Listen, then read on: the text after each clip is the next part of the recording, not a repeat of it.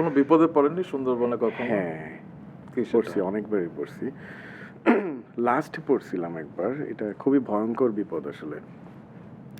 আমি, আমার wife Jerry, আমার বাচ্চা সহ ডিমের চর ঘুরতে গেছিলাম, কিন্তু নিজেদের একটা ছোট লঞ্চের মতো নিয়ে গেছি, তো আসলে সময়ের কোনো ঠিক ঠিকানা নাই। আমাদের সাথে গার্ডও ছিল।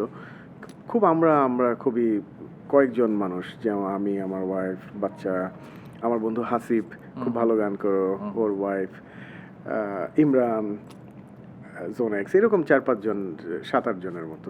তো আমরা যে ডিমের চরে নামছি, সন্ধ্যা হয়ে গেছে, কিন্তু সন্ধ্যার সাথে সাথে না এত বড় একটা চাঁদ উঠছে, দিনের আলোর মতোই লাগতেছিল আর কি।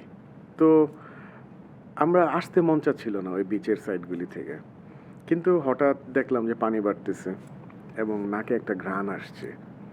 যে এই ঘ্রাণটা আমি এর আগেও শুনছি, কারণ এর আগে আমি যতবারই জঙ্গলে গেছি 1-2 বার এরকম ঘ্রাণটা আমার নাকে আসছিল। এটা আসলে বাঘের শরীরের একটা, মানে একটা ঘ্রাণ আছে, দূরের বাতাস থেকে আপনার নাকে সামহাও লাগবে আর কি, যদি আপনি আসলে চিনতে পারেন।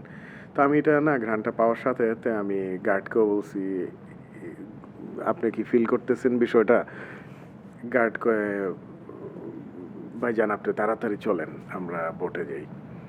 সো আমি সাথে সাথে ওই সময় আমার ওয়াইফের ছবি তুলতেছিলাম, জেরির আর কি।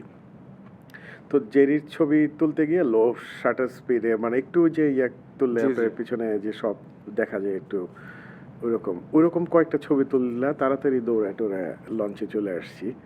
তো আসার পরে লঞ্চে বসে দেখলাম যে ওর ধরেন 200-300 গজ পিছনে একটা বড় বাঘের মতো একটা অবয়ব ছিল আর কি।